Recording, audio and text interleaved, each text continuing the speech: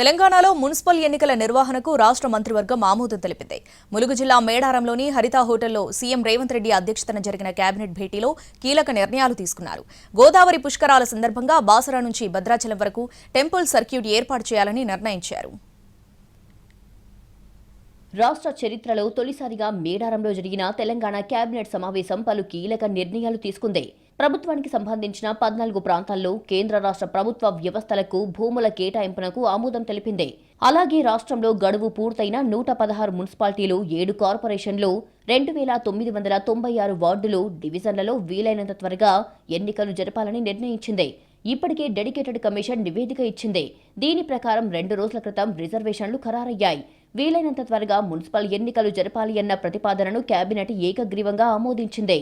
హైదరాబాద్ మెట్రోకి సంబంధించి కేబినెట్ సమావేశంలో చర్చించినట్లుగా మంత్రి పొంగులేటి శ్రీనివాసరెడ్డి తెలిపారు. మెట్రో ఫేజ్ 2A, B దశలకు సంబంధించి భూసేకరణకు 2787 కోట్లు కేటాయించేందుకు కేబినెట్ ఆమోదం తెలిపిందన్నారు.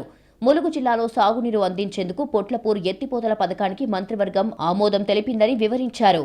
Phase 2A, phase 2B Hyderabad లో ఏ మెట్రో రైలునైతే ఎక్స్టెన్షన్ చేయాలని అనుకుంటున్నామో, కేంద్ర ప్రభుత్వం ఏదైతే కొర్రీలు పెట్టిందో ఆ కొర్రీలన్నింటినీ పరిష్కరిస్తూనే ఈ ఎక్స్టెన్షన్ కి సంబంధించిన లైన్ ఎక్స్టెన్షన్ కావలసిన భూసేకరణని యుద్ధ ప్రాతిపదిక మీద చేపట్టడం కోసం రాష్ట్ర కేబినెట్ ఆమోదం తెలుపుతూ ఆర్థిక పరంగా 2787 కోట్ల రూపాయలకు ఆమోదం తెలపడం జరిగింది.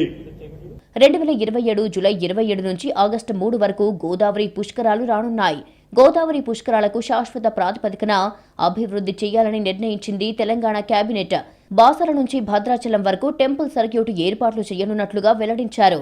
టెంపుల్ సర్క్యూట్ ఏర్పాటుకు ఫిబ్రవరి 15 లోపు కన్సల్టెన్సీ నివేదిక ఇస్తుంది.